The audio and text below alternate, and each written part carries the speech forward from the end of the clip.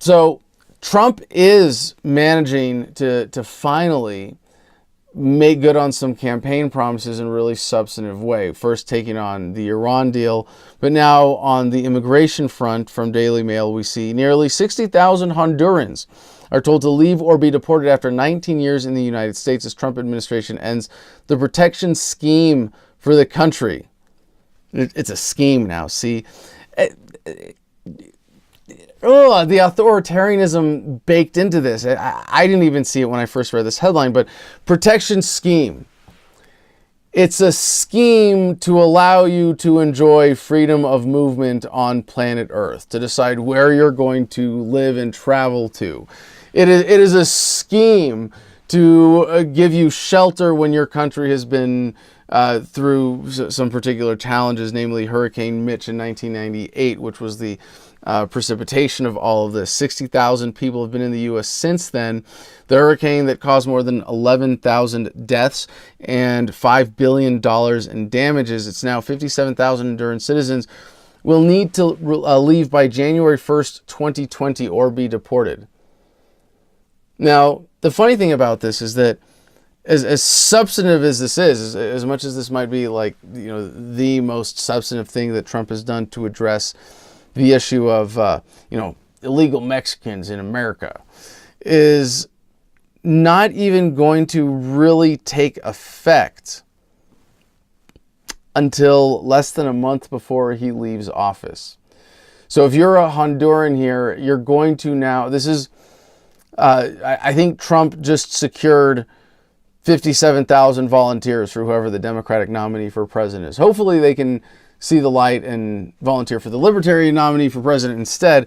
But Donald Trump didn't seem to think this out very well in terms of the timing of the political strategy for his reelection efforts. If he is going to be reelected in 2020, and he has made these kinds of enemies within the United States, they're going to be coming out for anybody who's going to allow them to stay here. Although, going back to what this deal is about, it is kind of schemy. Tens of thousands of Honduran citizens who've been living in the United States since 1998 have been told to leave or be deported because of their temporary protected status being revoked.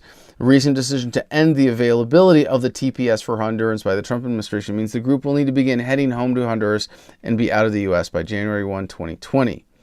The decision was made in spite of Honduran officials, human rights groups, and Democratic congressmen and women all fighting for protections to be extended. Now, the funny thing is they're fighting for like these special protections as opposed to just being able to say, hey, freedom of movement. Hey, freedom to live wherever you want. But I don't have a problem with, liberals using the strategy that chips away at government power by whatever excuse they're using. But the idea that Honduras is still in a state of emergency or that they can't return now, 20 years later, yeah, that's kind of silly. Secretary of Homeland Security Kirstjen Nielsen released a statement on Friday explaining because the TPS was put in place because of Hurricane Mitch, which devastated the nation in 1998, circumstances regarding the hurricane were all that were examined in the decision. Because conditions in Honduras that resulted from the hurricane have notably improved. This is the quote. Additionally, since the last review of the country's conditions in October 2016, Honduras has made substantial progress in post-hurricane recovery and reconstruction from the 1998 Hurricane Mitch. Some Hondurans may be eligible for an alternative lawful immigration status or other protections under the U.S. immigration system, the statement claimed. A time period of 18 months for the 57,000 people who re-registered after the last extension of the TPS is also intended to help Hondurans prepare for the massive group of people who will need to return home.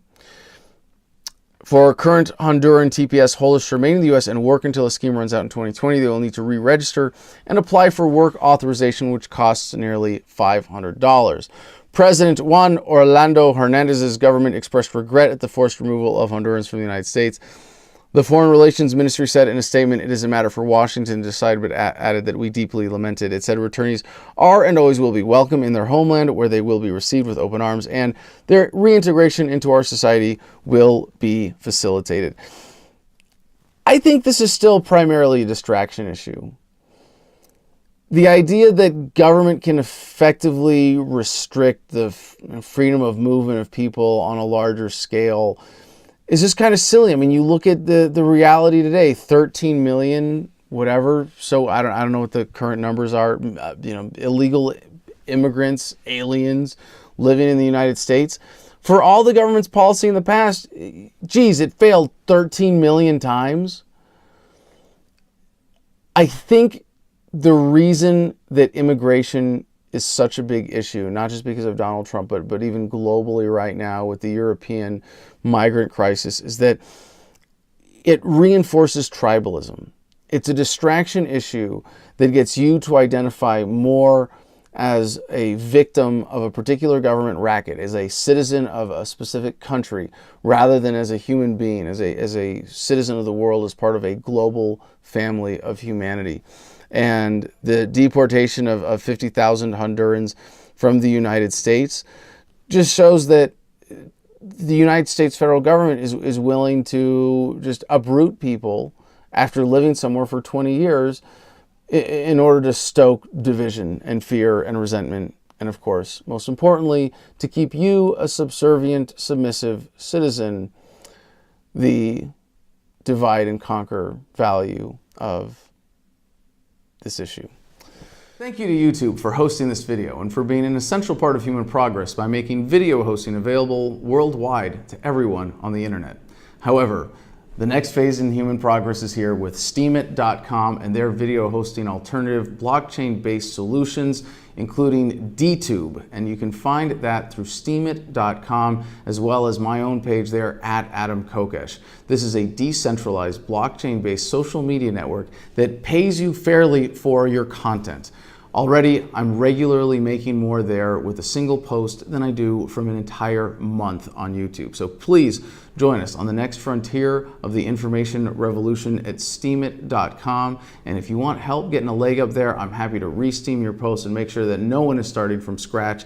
Just email me one of your favorite posts at adam@thefreedomline.com and we'll share it on my feed.